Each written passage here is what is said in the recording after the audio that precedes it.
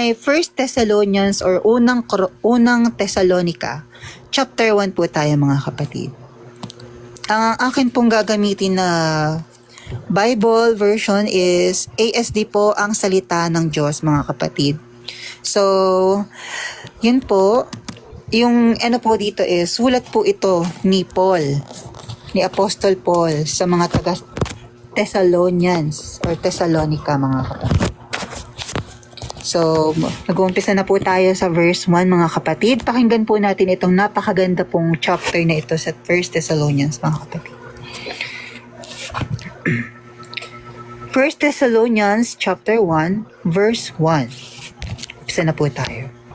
Mula kay Pablo, kasama sina Silas at Timoteo sa iglesia ng mga taga-Thessalonica, na nasa Diyos Ama at nasa Panginoong Hesukristo. Sumainyo nawa ang biyaya at kapayapaan. So, yun nga po, ano po natin dito na nagmumula daw kay Pablo at kila sila sa Timoteo, sa iglesia nga daw po ng mga taga-Thessalonica or Thessalonians, mga kapatid, na ito daw po, na nasa ating Diyos Ama na nasa langit. At yun nga rin po sa ating Panginoong Hesukristo na sumainyo, dahil tayo rin po yung tinutukoy dito mga kapatid, na sumaatin nawa ang biyaya at kapayapaan po sa bawat araw mga kapatid. Magpapatuloy na po tayo dito sa verse 2, and ang title po nitong ating itatopic ngayon is ang pananampalataya ng mga taga-Thessalonica. Yun po yung title mga kapatid, which is it's about faith po yung ating itatakal ngayon sa gabing ito mga kapatid, na siyang magbibigay din po sa atin ng mga kaalaman at lalo pong magbubukas po sa ating mga pananampalataya at mas magbibigay pa po sa atin ng katatagan, lalo na po lumalakad po tayo sa Panginoon. At magpatuloy na po tayo sa verse 2. Palagi kaming nagpapasalamat sa Diyos para sa inyong lahat, at palagi namin kayong binabanggit sa aming mga panalangin. So ito nga po yun mga kapatid, na lagi po namin ipinagpapasalamat nga po sa Panginoon nating mga magkakapatid, and lalo na po kami na nagbabahagi po sa inyo ng salita ng Panginoon, na siyang lagi po namin kayong binabanggit sa aming nga po mga panalangin. Isinasama po namin kayong lahat na siya rin pong patatagin, pagtibayin, at lalong-lalo na po na mas mag-grow pa sa pananampalataya at mas lalo pa pong tumatag sa bawat araw, na siya nga pong inaano nga natin sa atin nga pong mga paglakad nga po sa Panginoon, na mamuhay po talaga na may kabanalan, at lalong-lalo na po yung, alam niyo po yun, yung talagang kagustuhan po sa atin ng Panginoon, na siya pong lagi naming ipinapanalangin nga po sa ating Diyos Ama, at ipinagpapasalamat nga po dahil po tayo ay matibay, at yun nga po, nagiging matatag, lalo na po sa ating mga pananampalataya, na ipinagpapasalamat po namin sa Diyos dahil yun nga po no, na nakikisalo-salo nga po tayo sa bawat araw, and ito po yung pakikinig po natin ng salita ng Panginoon, yung siya pong nagpapatatag po sa atin at lalo po nagbibigay buhay po sa ating spirito na ipinagkaloob po sa atin ng Diyos. Magpapatuloy po tayo sa verse 3 po mga kapatid. Inalala namin sa harapan ng ating Diyos at Ama ang inyong gawa na bunga ng pananampalataya, ang pagpapagal ninyo mula sa pag-ibig at ang inyong pagtitiis mula sa inyong pag-asa sa pagbabalik ng ating Panginoong Hesukristo. Ito nga po yun mga kapatid no, na nagbubunga daw po. Ito nga pong ang ginagawa nyo nga po na pagpapagal, pananampalataya, lalo na po yung mga pagtitiis nga po no, na ginagawa nga po natin or na ginagawa po nga natin sa bawat araw, na paglilingkod po natin, paglakad po natin ng may katapatan, na kahit po 'di ba ang hirap-hirap po ng daan, ngunit tinitiis po natin lahat yun. Yung mga tribulations, yung mga persecutions, yung mga nararanasan po natin mga kapatid, lalong-lalo na po na nag-uumpisa po sa ating pamilya, 'di ba? Yun nga po, 'di ba, yung mga persecutions, and lalong-lalo na po yung mga hardships po na nararanasan natin sa bawat araw na paglakad nga po natin sa kabanalan, and lalong-lalo na nga po no, sa paglilingkod po sa ating Panginoon, na siya nga pong pag-asa natin. Na eto nga po, dahil nga nanalapit nga po ang pagbabalik nga po ng ating Panginoong Hesukristo, na ito po yung nagiging faith po natin, nagiging ano po natin siya. Kumbaga, kung iisipin po natin, ito na lang po yung nagpapatibay sa atin sa bawat araw. Yun nga po yung paghihintay natin sa Panginoon habang tayo po yung lumalakad na may katapatan. And yun nga po yung may pananampalataya na siya pong nagbubunga ng pagpapagal. Kumbaga, hindi na po natin iniisip pa yung mga negative things or kung ano pa man po yung mga sasabihin po sa atin ng mga tao. Dahil yun na nga po, diba, tinitiis po natin, nagtitiis po tayo, nagpapagal po tayo sa ginagawa nga po nating paglakad nga po sa Panginoong Hesukristo na siya pong nagdudulot nga po ng yan, yung mga pagtitiis, and lalo na po yung pag-asa na siya pong nagbibigay po sa atin ng puspusang, alam niyo po yung kasigasigan nga po sa bawat araw nga po sa paglakad natin sa Panginoon, mga kapatid. And yun nga po, no, sa pagbabalik po ng ating Panginoon, naghihintay na lamang po tayo, mga kapatid, na siyang habang naghihintay po tayo, ito nga po pinupuspos tayo ng kabanalan, nililinis po tayo ng ating Panginoon, tinatama po yung mga kamalian natin, and lalong-lalo na po, 'di ba, sa ating mga pamumuhay, kung may mga kamalian pa po tayong nagagawa, araw-araw niya po tayong nililinis. Kumbaga, everyday repentance, mga kapatid. Kasi di naman po sa bawat araw na pare-parehas yung nararanasan natin. Nagkakaroon din po talaga tayo ng mga conflictions, lalong-lalo na minsan sinusubok yung mga patience natin. So, ayun po siya, mga kapatid. And magpapatuloy na po tayo sa verse 4. Verse 4 na po tayo, mga kapatid. Mga kapatid na minamahal ng Diyos, alam naming pinili niya kayo para sa Kanya.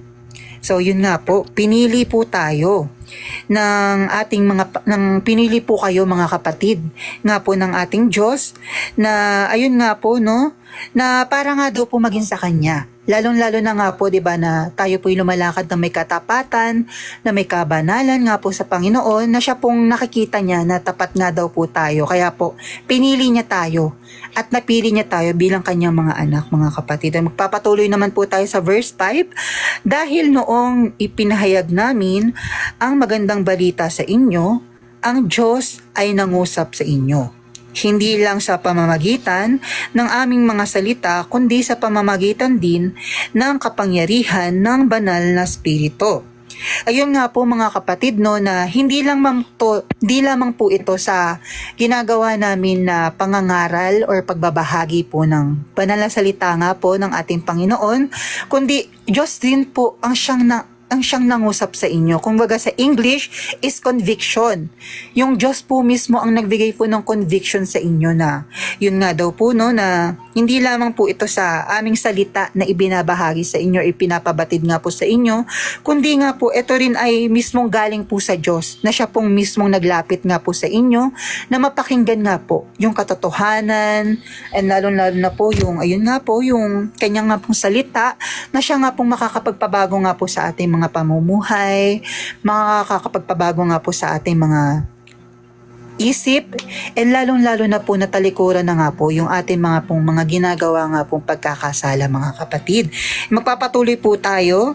Kalakip ang lubos na katiyakan na ang aming sinasabi ay totoo. Yun nga po, di ba, mga kapatid, na hindi po nanggagaling ito sa amin, dahil ang salita po na ito ay sa Panginoong Hesukristo, na siya pong kami ginamit lamang upang ipabatid po sa inyo kung ano po talaga yung tunay at katotohanan nga po sa salita nga po ng ating Panginoon, mga kapatid. Magpapatuloy po tayo. Alam ninyo kung paano kami namuhay noong kasama namin kayo. At lahat ng ginawa namin ay para sa kapakanan ninyo. So ito nga po yung ginagawa nga po naming pangangaral nga po, mga kapatid, sa inyo nga po sa mga bawat araw po na nagkakaroon po tayo ng live fellowship, Bible study, na yun nga po, no, para po sa kapakanan natin or ninyo rin po, nating lahat po itong ginagawa po naming paglilingkod at pagbabahagi nga po ng salita po ng Panginoon, na siya po talagang, alam niyo po yun, magiging pagkain po ng ating spirito sa bawat araw. Siyempre po, 'di ba, sa bawat araw tayo po ay nagbabasa nga po ng salita ng Panginoon, na ito nga po, 'di ba, ito ang ating pagkain ng ating spirito sa bawat araw, simula pagkagising po natin sa umaga.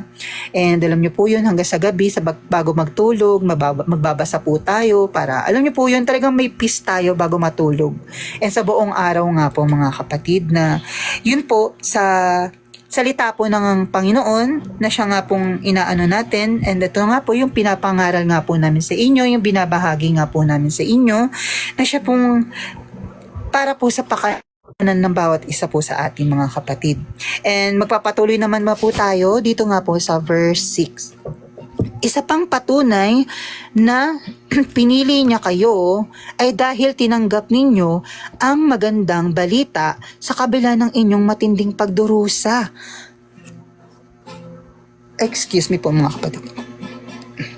So ayun nga po no, na isa pa na naging patunay nga daw po na pinili po kayo ng ating Panginoong Hesukristo dahil nga daw po tinanggap nyo po ng buong puso, buong isip at kaluluwa nga po itong pinapangaral po naming magandang balita sa kabila daw po ng mga paghihirap, ng mga pagdurusa nga po na nararanasan natin. Tinanggap nyo pa rin po siya ng buong puso nang wala pong mga, alam nyo po yun, yung talagang bukal at wala pong pagkukunwari.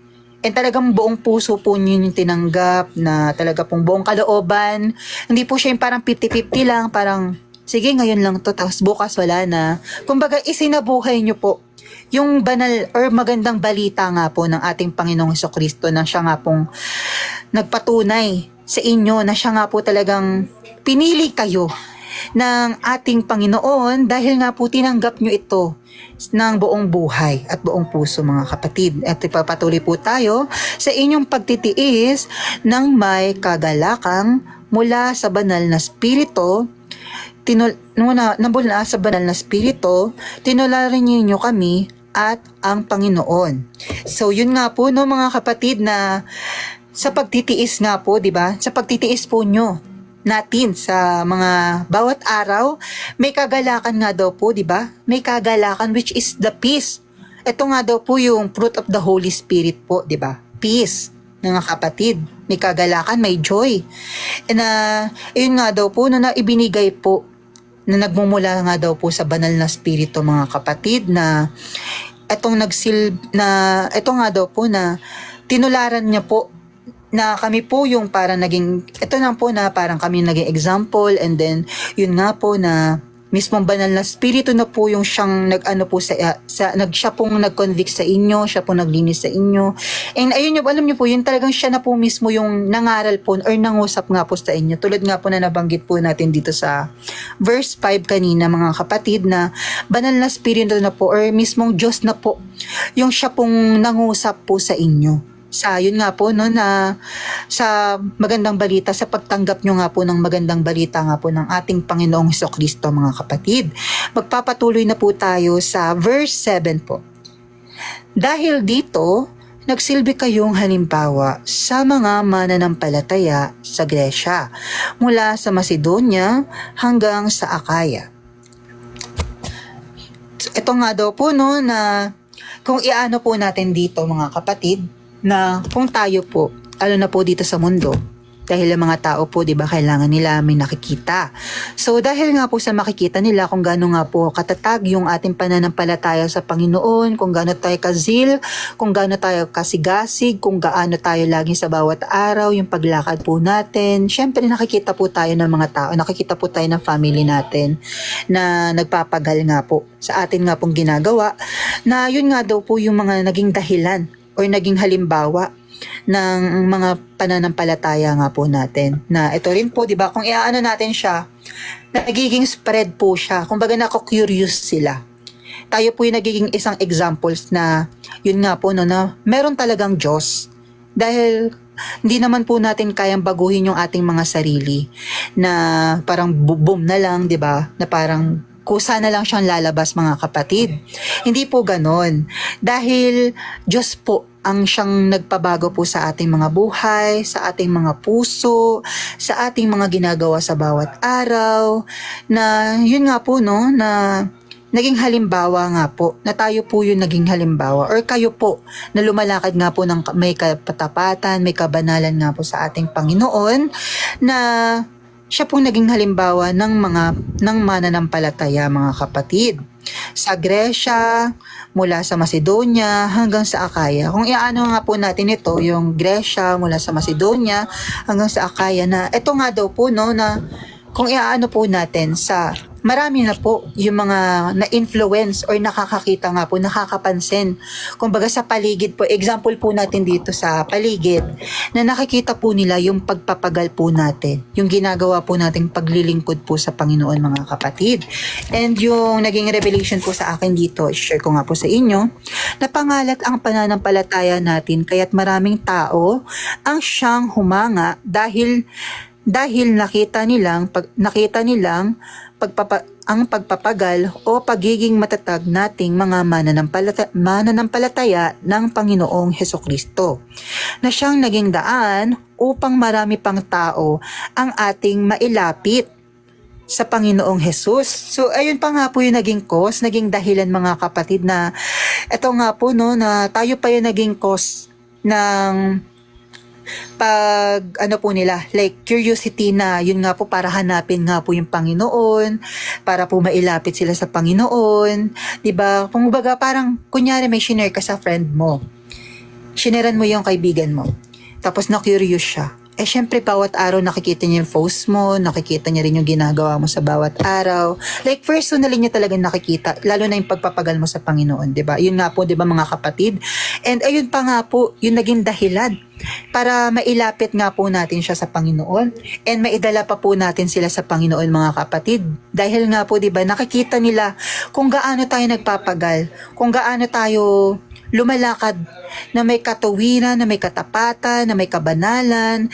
And kahit alam po natin na mahirap po yung daan, and lalo na po yung ginagawa po natin na paglilingkod sa Panginoon, nandyan pa rin po yung peace. Binibigyan pa rin po tayo ng peace, binibigyan pa rin po tayo ng joy, na kahit nadadapa tayo, na kahit malungkot yung araw o hindi maayos yung araw, nandiyan pa rin po yung Panginoon, na siya nga pong nagbibigay kagalakan pa po sa atin. And yun nga po, no, na sa pagpapagal po natin and pagiging matatag po natin, mga kapatid, tayo pa po yung naging isang magandang example na nakikita nila, lalo na po sa paligid natin, na kahit nga po family natin is hindi makita yun, pero yung ibang tao po na nasa paligid natin is napapansin po yun, mga kapatid. Po yun. Amen po. Wait lang po, mga kapatid, na po tubig.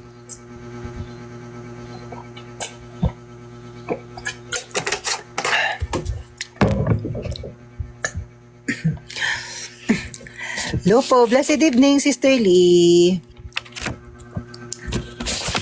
Anong verse na po tayo? Ayun, verse 8 na po pala. Verse 8 na po pala. So, ito pa po, no, dagdag ko pa po. Nakita nila ang kasigasigan at mga katatagan natin kahit na maraming pagsubok pa ang dumating. Tayo'y nananatiling matatag at matibay sa presensya ng ating Panginoong Jesus.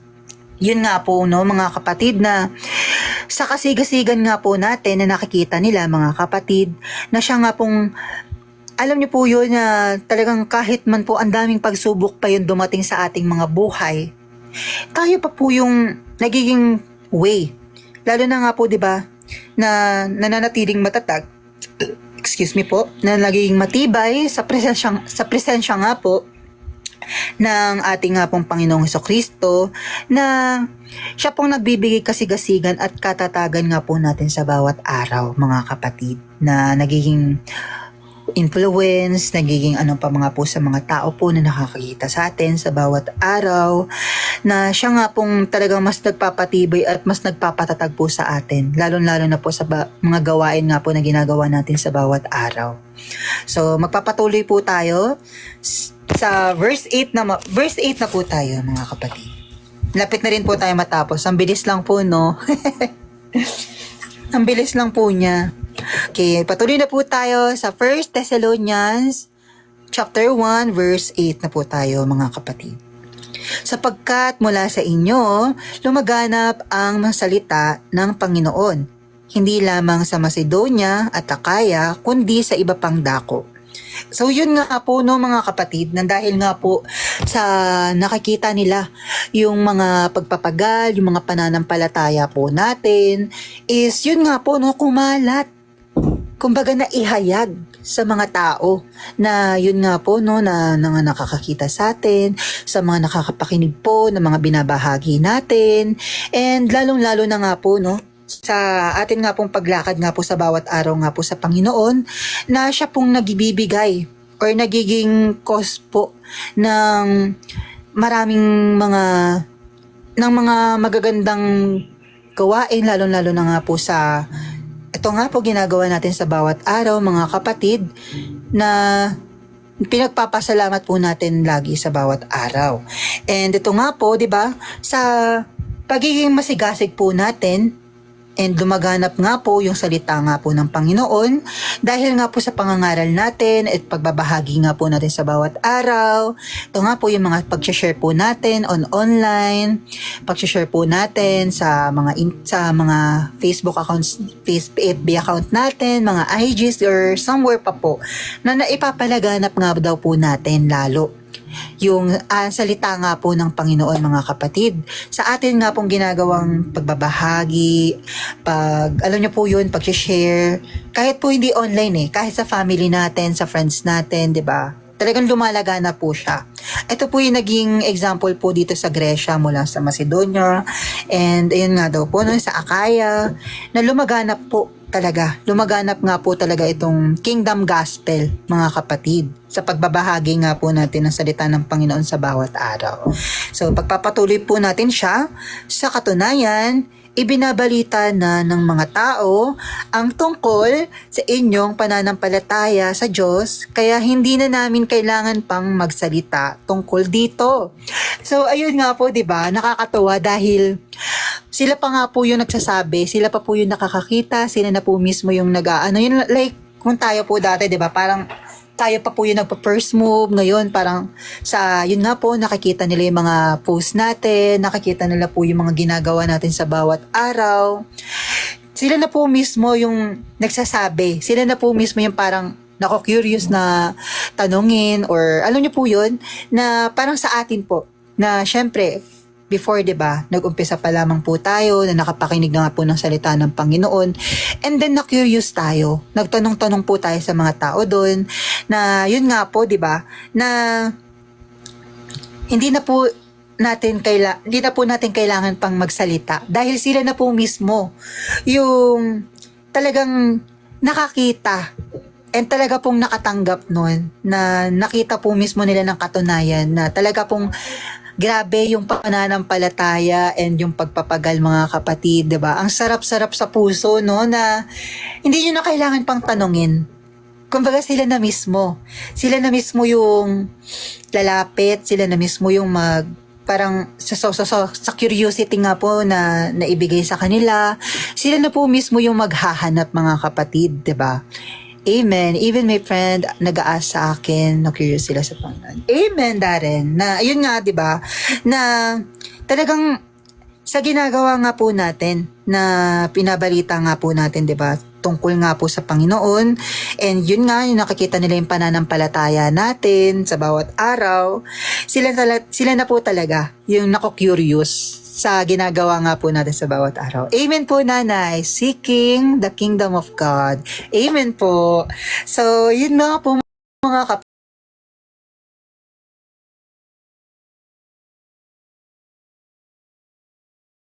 iaano po natin sa ating mga sarili na talagang matutuwa tayo kahit tayo, 'di ba, na nagbabahagi nga po ng salita ng Panginoon, may nako-curious, na may nagtatanong na sa atin, na parang example, shineran mo yung kaibigan mo or sino man sa family members mo ng salita ng Panginoon. Mako-curious siya, and yun nga, parang sinabihan mo siya na mag-repent, magbago. Na-curious siya ngayon. And then, nagkaroon siya ng takot. Parang sinabi niya sa'yo, nagtanong siya sa'yo, anong gagawin ko? Anong kailangan kong gawin? Anong kailangan kong i-ano?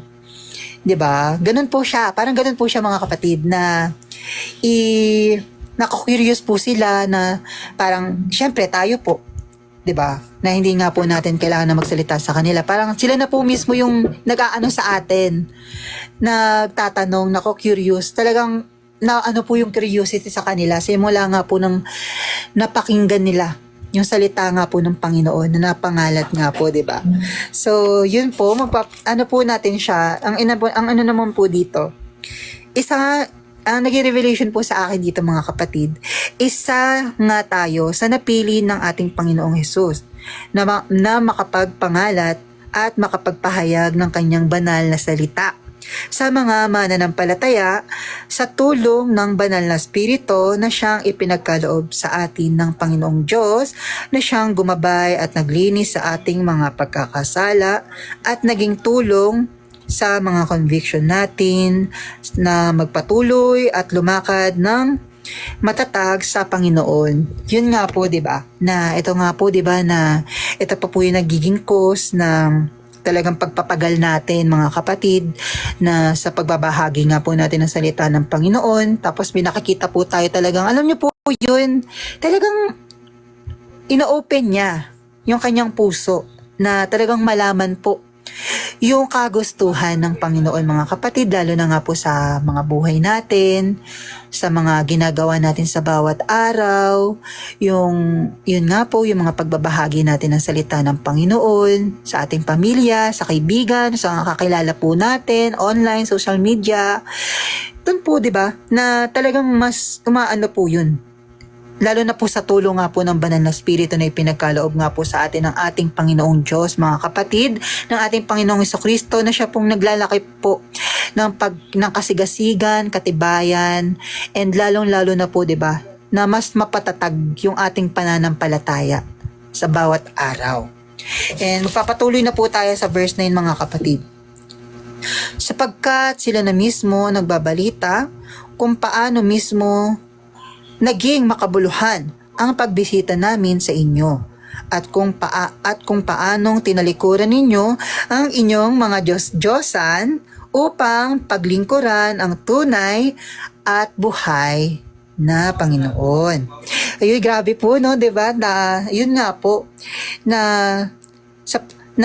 sa pagbabalita nga po natin or sa pagbabahagi nga po natin nga po ng salita ng Panginoon, ito po yung naging cause, naging makabuluhan pa po ito. Dahil ito nga po, 'di ba, yung mga nakapakinig, yung mga naka-accept po nito, yung mga in-accept po ito sa buhay nila, sa puso nila, tinalikuran na po kung ano yung mga Diyos-Diyosan, di ba? Kunyari, kung ikay sumasamba sa mga may rebulto, ayan, mga churches na may mga rebulto, like Catholic, ganyan, tinalikuran mo na. And lalo na po yung mga pagnanasa mo sa mundong ito, na siya nga rin po, di ba, na nagiging Diyos-Diyosan po mga kapatid. Mababasa po natin yun sa Colossians, mga kapatid. Colossians 5 verse 3 po siya. Mga kapatid, nandun po siya. Mababasa po natin na even our flesh, even yung ating sarili or ating katawan, ay pwede pong maging Diyos-Diyosan, which is idolatry po mga kapatid. And yun nga po, no, na naging makabuluhan daw po yung pagbabahagi nga po natin ng salita ng Panginoon, na siya pong nagbigay conviction para po talikuran nila yung kanila nga po mga ginagawang pagkananasa sa kanilang mga katawan, mga pagnanasa pa sa mga bagay sa mundong ito, lalong-lalo na kung di naman po ito kalugod-lugod sa Panginoon. And ito pa nga daw po, no, na nakapag ano nga po sa kanila, na magsilbi nga po sa tunay at buhay nga po na Diyos mga kapatid, na siya nga pong nakapagpabago nga po sa kanilang mga buhay, na talaga pong tinanggap nila ng buo, at tunay nga po na may kabukalan po sa kanilang mga puso. Kaya po talagang lumihis na sila sa kung ano man yung dati nilang pamumuhay, na yun nga po, sinner ka, dead to sin, talagang namuhay ka talaga sa pagkakasala, talagang, alam niyo po yun, ayun ay naging sa buhay mo, ayun ay naging buhay mo, na hindi natin alam, 'di ba, before na makamundo pa tayo, akala natin normal lang yung mga ganung bagay, na magsimba tayo sa mga ganito, na gumawa tayo ng pagkakasala, kasi po, 'di ba, parang na-normalize na siya, sa mundong ito, gawa nga po ng deception ni Satan na talagang tinulog po talaga yung mga puso, yung mga isip ng mga tao nga po sa mundong ito, mga kapatid, na hindi na po alam kung ano yung katotohanan na sa salita nga po ng Panginoon. Kasi nga po, di ba, yung mga katuruan nga po ng churches is hindi nga po naaayon sa kagustuhan nga po ng Panginoon, mga kapatid, na siya pong, di ba, nagdadala pa po sa kapahamakan, nagdadala pa po sa kalayuan pa po lalo sa Panginoon, na mas nilalayo pa po yung tao. Imbis na ilapit at sabihan po na magbagong buhay, hindi po, mga kapatid, piniplis pa po, di ba, lalo yung mga kanilang mga pagnanasa. Mababasa po natin yun sa 2 Timothy, mga kapatid. Yun nga po yung about nga po sa mga katuruan na nagpiplis lamang po sa mga kagustuhan, o yung mga kagustuhan lamang po yung mga tinuturo nila, ipinapangaral po nila doon sa mga nakakapakinig, mga kapatid. For example, yung verses by verses, yan po siya na talagang makakapag-lead sa kamalian nga po, di ba? Deception nga po sa mga tao po na makakapakinig po ng salita po na iyon na hindi po binasa ng buo. Siyempre, kapag binasa po natin yan ng buo, mas malilinawan po sila kung ano po talaga yung kahulugan or pinapabatid nga po ng salita ng Panginoon doon, mga kapatid. And yun nga po, no, na dahil po sa pangangaral po natin ng salita po ng Panginoon sa bawat araw, tinalikuran na po talaga ng mga tao na nakapakinig po nito. At talaga pong alin po? Dahil walang kabatasang turot. Amen. Yun nga po, 'di ba? Talagang mas tumitigas lamang yung mga puso nila. Hindi na po talaga nila ina-accept kung ano yung katotohanan, kung ano talaga yung truth sa salita nga po ng Panginoon, na siya nga pong magbibigay talaga ng buhay at katotohanan nga po, lalong pagbabago nga po sa kanilang mga pamumuhay. And lalong-lalo na nga po sa mga kamalian po nila na nagagawa po sa buhay, mga kapatid. Kaya po, grabe po, no, dito sa verse 9, di ba, na talagang dun nga po sa pagbabalita ng magandang balita nga po ng Panginoon or salita nga po ng Panginoon, naging makabuluhan po yun. Lalong-lalo na nga po, di ba, ito sa ginagawa natin sa bawat araw na pagbabahagi nga po ng salita ng Panginoon is naging makabuluhan dahil may mga napabago, may mga nagbago, may mga tumanggap nga po sa Panginoon na talaga pong nakikita po natin na siya pong tinalikuran na kung ano man po yung isinasa pabuhay niya noon na kasalanan or kasamaan po sa mundong ito, mga kapatid. And grabe po, no, ang ganda ng verse 9, mga kapatid. Kasi tinalikuran na po ng mga nabahagian ng salita nga po ng Panginoon, na talagang tinalikuran na nila kung anong pa man po yung mga pamumuhay nila noon na ginagawa nga po, nataliwas nga po sa kagustuhan at will po ng ating Panginoong Jesucristo, mga kapatid. Magpapatuloy na po tayo sa last verse, mga kapatid. Malapit na po tayong matapos. At ito na po, magpapatuloy po tayo sa 1 Thessalonians chapter 1 or unang Thessalonica chapter 1 po, verse 10. Ito na po. At sila na rin ang nagsasabi tungkol sa paghihintay nyo sa pagbabalik ng anak ng Diyos mula sa langit, na walang iba kundi si Jesucristo na muli niyang binuhay. Siya ang magliligtas sa atin sa darating na kaparusahan. So, ayun nga po, mga kapatid, no, na sila na rin po yung nakakakita nga po, yun nga, yung mga pag-aano nga natin ng warnings na siya pong nagiging image ng ating nga pong paghihintay sa ating Panginoong Jesucristo sa kanyang muling pagbabalik. Dahil ang Panginoon nga po, di ba, binuhay siya. Binuhay siyang muli. Like, He's risen again to save us from the wrath who's coming.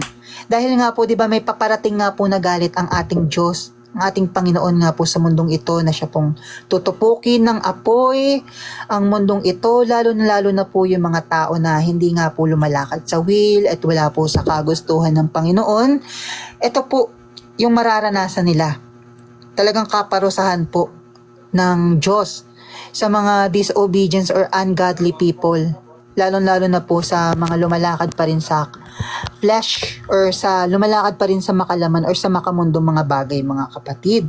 Na ito nga po, no, ang Panginoon po ang siya pong magliligtas po sa atin sa darating na kaparusahan, mga kapatid.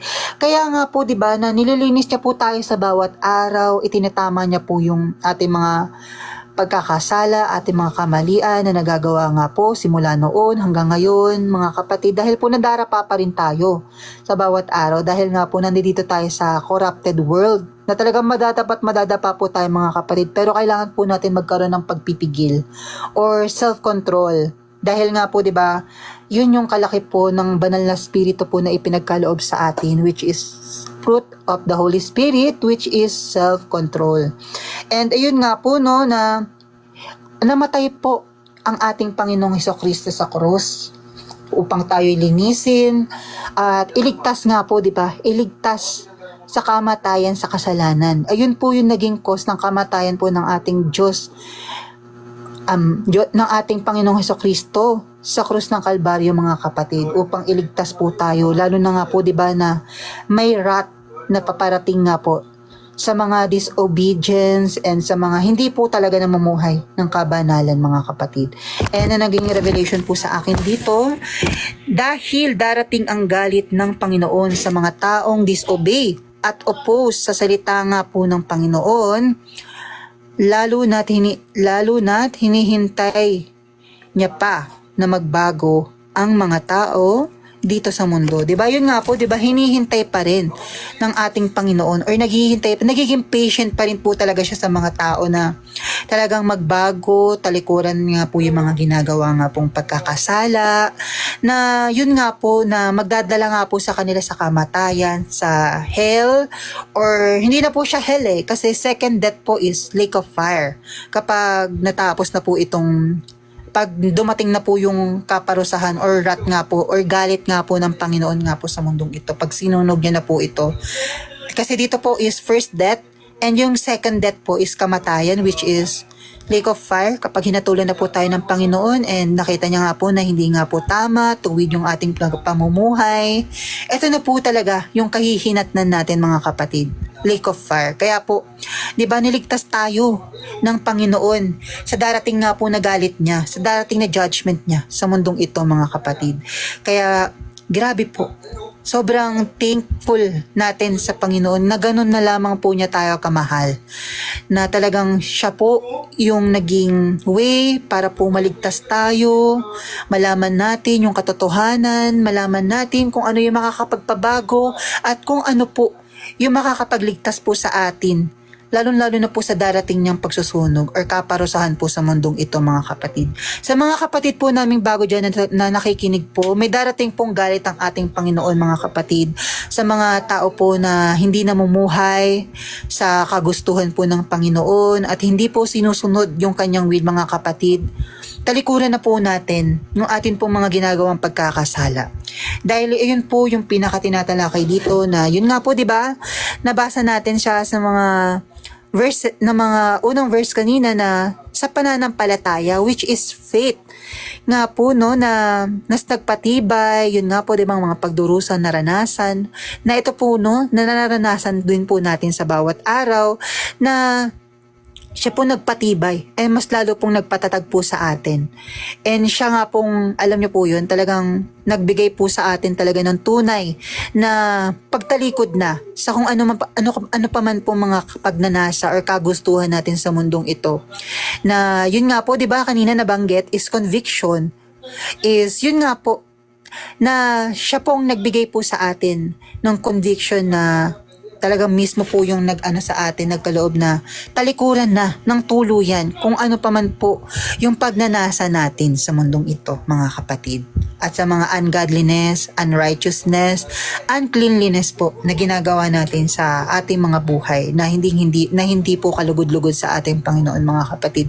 So dito po natatapos yung ating topic, mga kapatid, na napakaganda po, no, na narinig po natin na talagang kung paano po naging ano yung pananampalataya po ng mga ano po, no, nabahagian nga po ng ni Apostol Pablo sa sa mga taga Thessalonia, na sila po yung naging example Na 'di ba na ano ko nga rin po kanina na eto nga po no, na tayo rin po yung sinisimbolize nun or pinoforeshadow doon na naging example nga po, na nagiging example sa mga tao po na nakakapakinig and nakakakita po ng ating ginagawa po na pagpapagal po sa ating pananampalataya nga po sa bawat araw.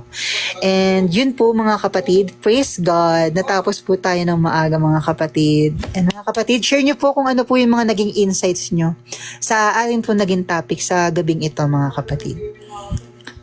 Ate Lynn, Nanay Evelyn, Ate Angel, Nanay Wilma, Kuya Pogs, Kuya Angel, Kuya Joe, ano po mga naging insights nyo? Praise God po. Ayan, praise God, mga kapatid. So, ito na topic ni Brother Daniel, mga kapatid, no, regarding faith po, regarding pananampalataya. So, sige. Nagsusulat kasi ako habang nag-ano ko, brother.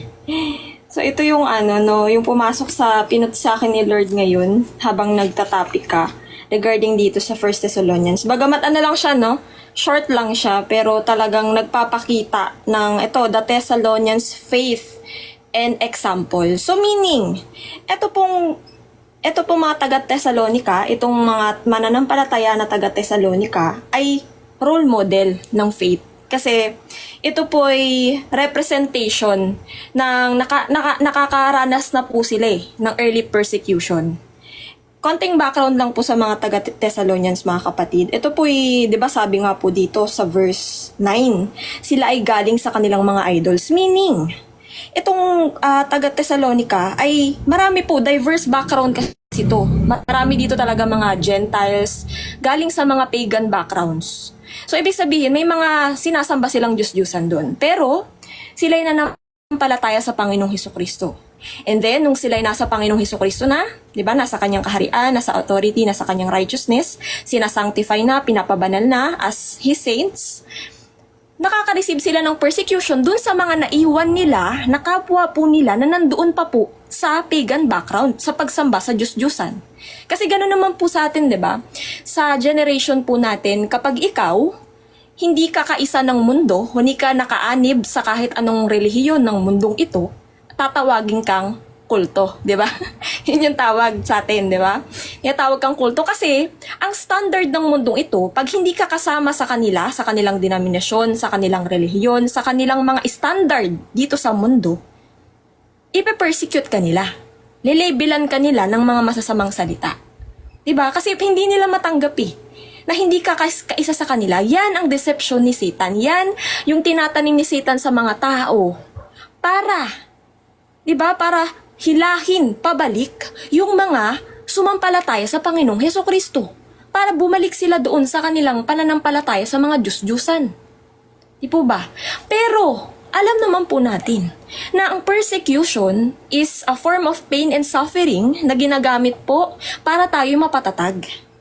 Di po ba nga ang Panginoon nga po ang ating founder?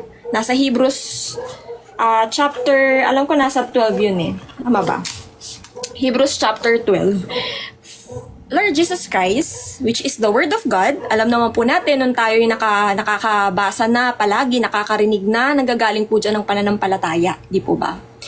And then, the moment po na, tawag dito iba, narinig na natin, tayo na sinik na natin ang Panginoon sa kanyang salita, itong buong salita, lagi nating binabasa, nalalaman na natin yung kalooban niya, nasusunod na po natin, kasi yun po yun Faith, dapat may obedience yan. Dapat, di ba, nagbubunga.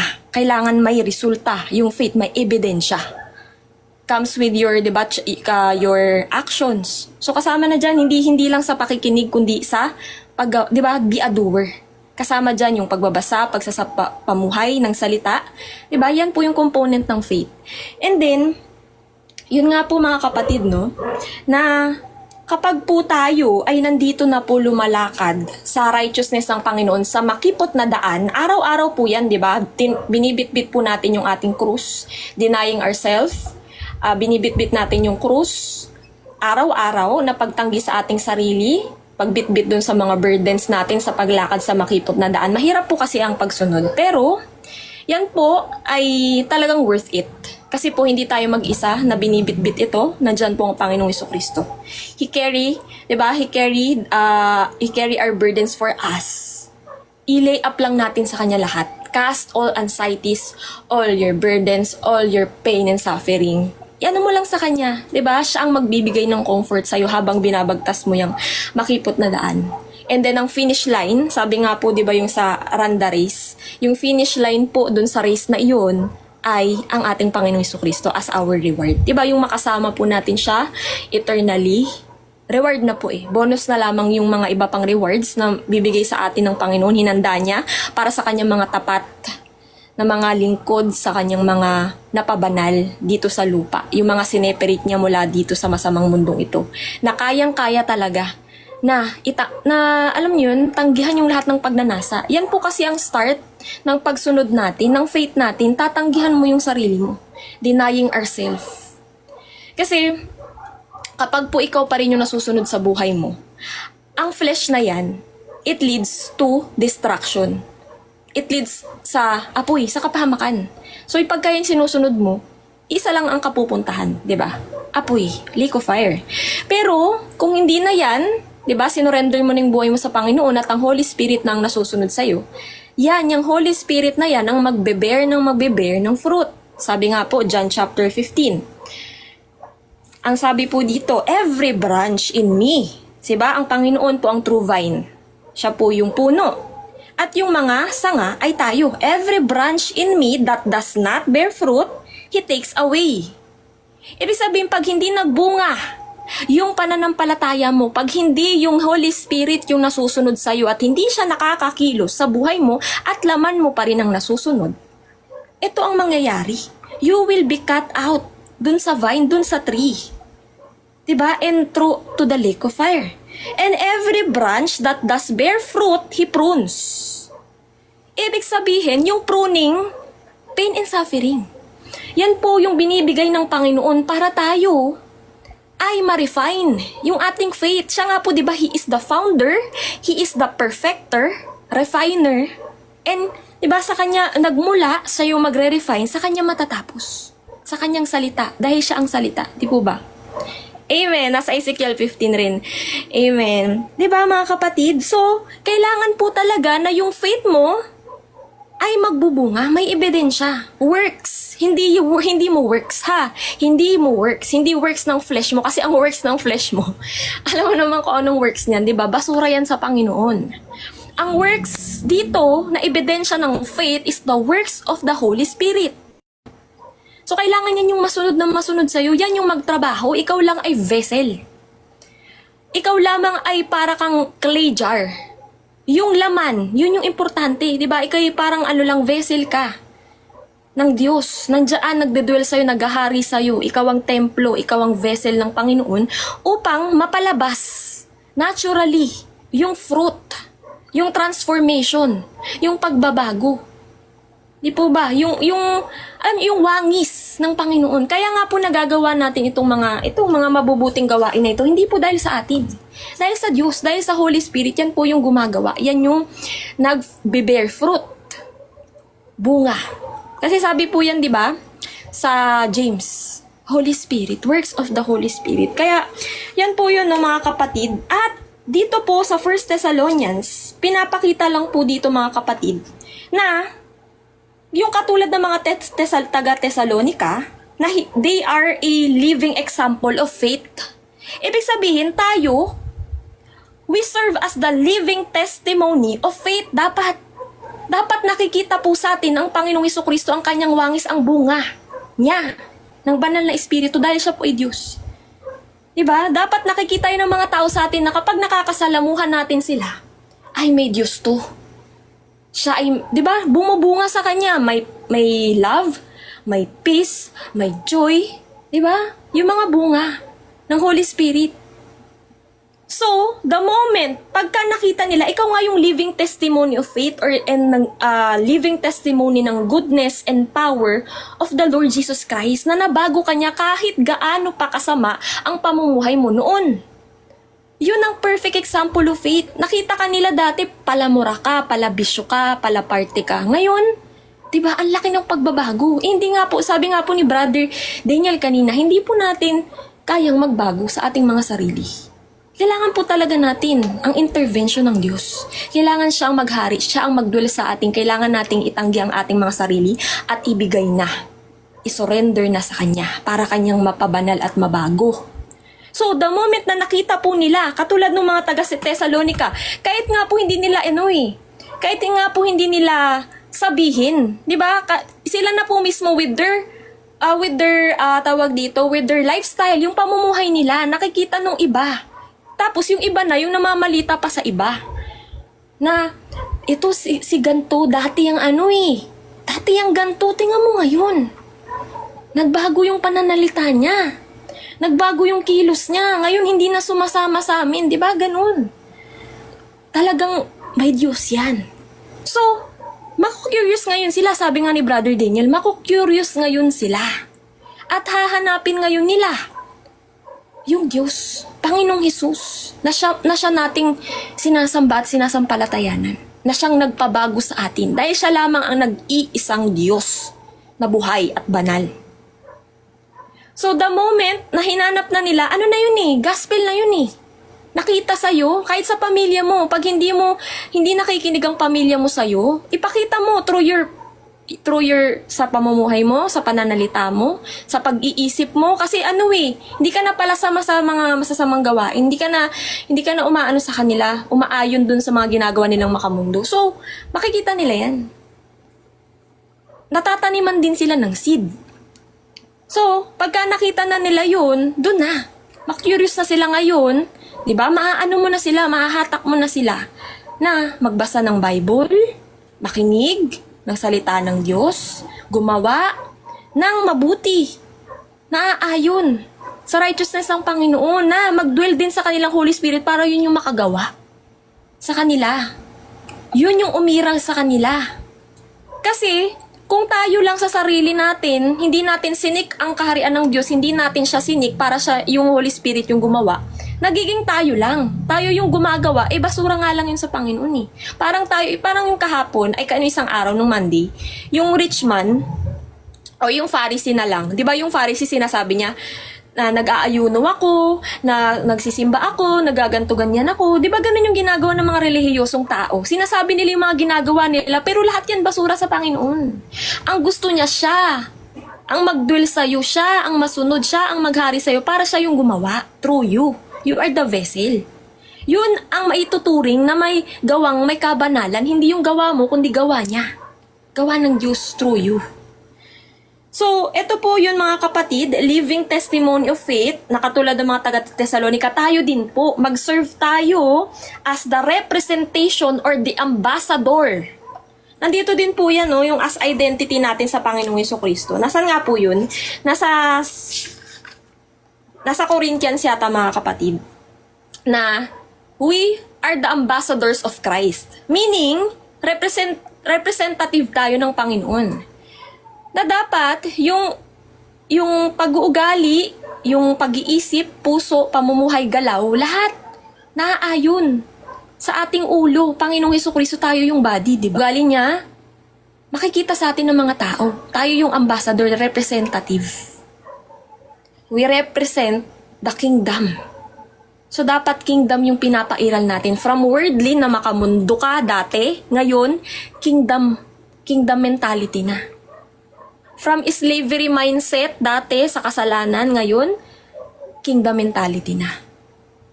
Lahat yan wangis ng Panginoon. Papairalin mo lang. Sabi nga po, di ba? Disciple to all nation. Ibig sabihin, i-spread mo yung God's image through you. Makikita nila sa'yo. Kasi nga po, itong mundong ito na pinaghaharian ni Satan, dinistort na po yung image ng Diyos. The moment na dun pa nga lang po sa Adam and Eve, sa Garden of Eden. The moment na na-introduce yung sin, nagkasala sila, dyan na-distort na yung God's image. Hindi na yun yung image. Kasi God is holy. For we should be holy also. So kailangan tayo ay mamuhay din ng may kabanalan, kasi yung nagdidul sa atin, banali. So, masasanctify, mapapabanal din tayo. So, yun ang gusto ng Panginoon, spread His image through you. para ma-influence mo din yung iba na mapunta sa kanyang kaharian at maging God's image na rin po, mabalik na rin po yung image. Binabalik lang ng Diyos eh. Kasi nga po nawala noon sa Garden of Eden nung nagkasala na si Adam and Eve. Ngayon, binabalik na lamang ng Panginoon. Di ba mga kapatid? So, ano pa Amen. ba? Sulat ko. Yes, brother. Baka may share pa sila. Habang tinitingnan ko yung mga notes ko Sige dito. lang po. Baka po may share pa po kayo mga kapatid. Kuya Jo. Walang mic kuya. Naka-off mic ka.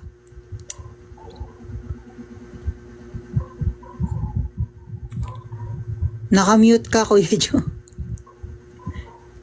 Hello po. Blessed evening, man of God. Blessed evening po. Blessed evening po, man of God. Blessed evening. Sige kuya, try mo mag-unmute. Hindi makapagsalita si Kuya Jo. Naka-mute kuya. Unmute mo. Naka-mute ka ba? Ano? Ate Angel, Nanay Wilma, Nanay Evelyn, Kuya Pogs, Kuya Angel, baka po may gusto ko i-share about po dun sa natakal natin topic.